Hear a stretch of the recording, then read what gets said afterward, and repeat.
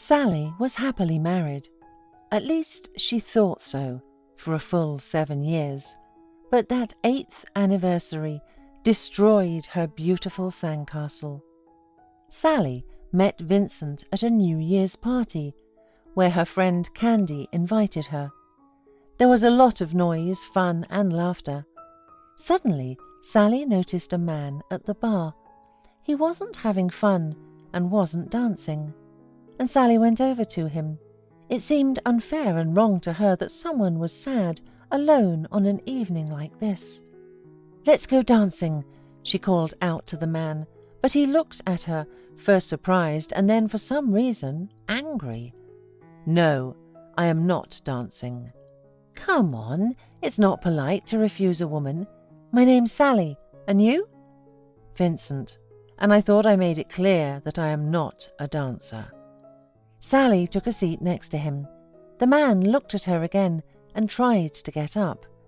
The woman was glad he'd changed his mind and jumped up, but she made it so awkwardly that she staggered and leaned lightly on the man's arm. But instead of the support she had hoped for, Sally suddenly felt them falling together. A noisy, cheerful crowd rushed to pick them up.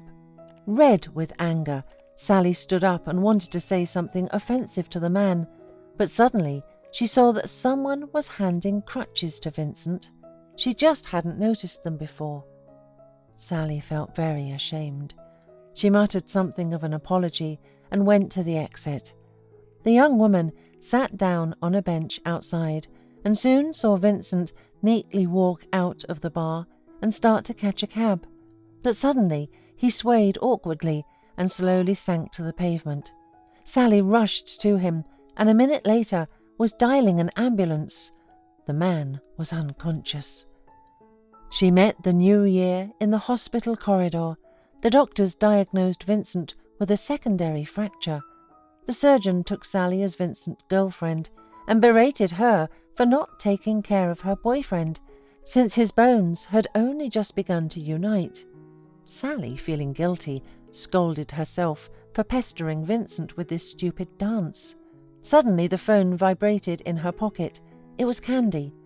"Hey, dear, where are you? I've been looking for you." "Candy, do you know that guy on crutches?" asked Sally. "Vincent, of course. I've known him since high school. He had an accident not long ago, survived by a miracle. He spends all his time at home now, so I called him and invited him to a party. I was surprised he agreed. So where are you? Come back here. And Happy New Year to you, Sally." There was music and shouting in the phone, and Sally turned the phone off. People say that the way you leave one year will determine the way you enter the next. Sally and Vincent spent almost the whole year in the hospital. Vincent was treated and rehabilitated there, and Sally visited him. He hadn't been angry with her for a long time. He was happy to see her, and then, when he was discharged, they continued to date. Sally took care of Vincent, nursed him like a child, and the recovery process went so quickly that even the doctors were surprised about it. And only Candy shook her head skeptically. "Why do you need this invalid? He will sit on your neck for the rest of his life. What are you going to live on? On his pension?" Sally was indignant. "What are you talking about? How can you say that? He and I love each other, and we'll be fine. I'm sure everything will be fine. We've almost made it."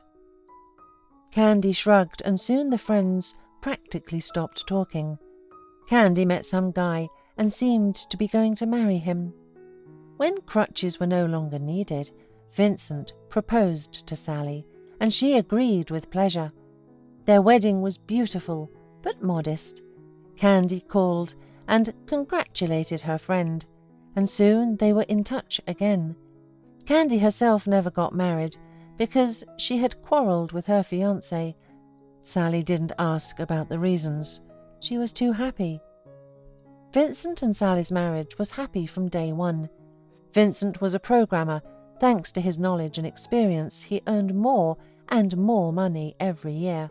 They travelled a lot together with Sally, and 3 years later they had a little son. Candy, when she saw that Sally was doing well, became a family friend again. She often came to visit, stayed overnight, and sometimes, as if in a joking manner, asked Vincent, what he found in Sally.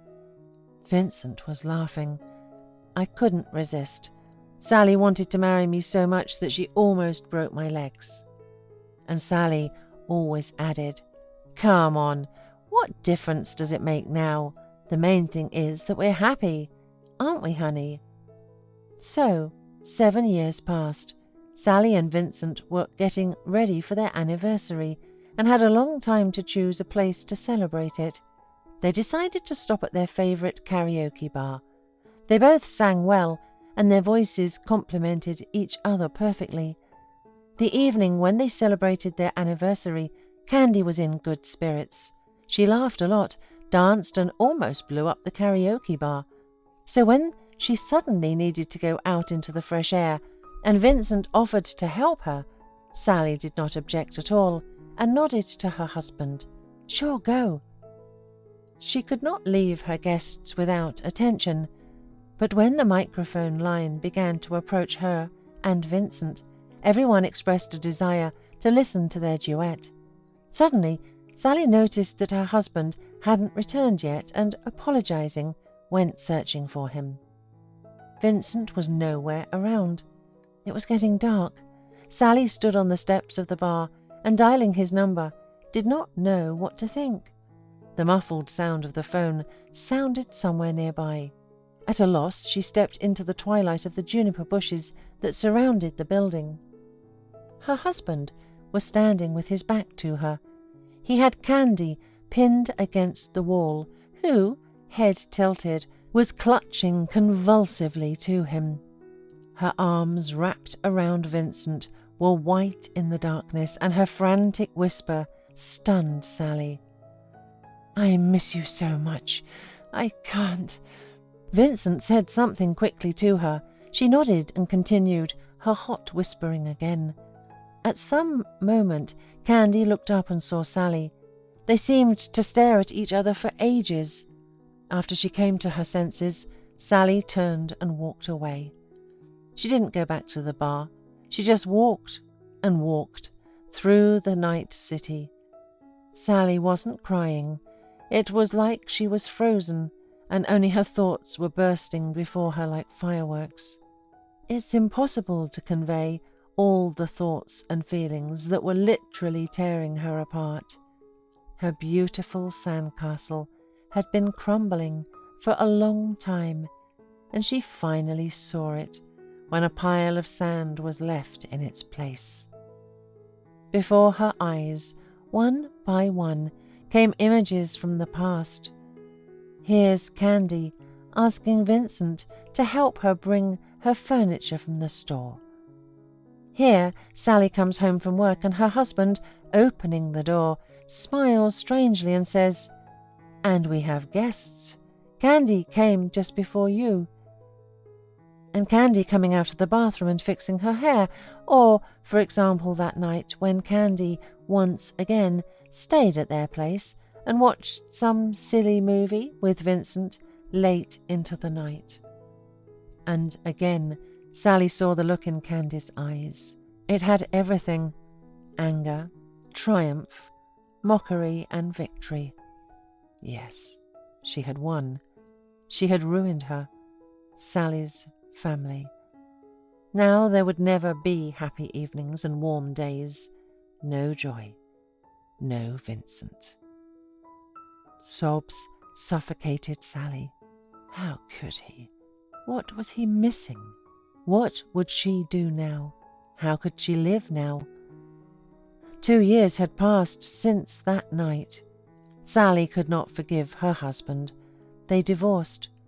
He didn't want that. He apologized. He even said it was her fault, because the first thing was an accident. He was drunk, and then he was just afraid Candy would tell her everything. He went to see Sally a few more times, and then stopped. Finally, he realized that such a chasm that arose between them could not be bridged. Candy recently got lucky. She married someone. Meanwhile, Vincent remained alone. Sally and her son left for another city, breaking off all previous ties. Life is slowly getting better. She is being courted by a colleague, a very nice man. However, Sally is not yet ready for a serious relationship. She also no longer goes to karaoke bars and hates juniper bushes.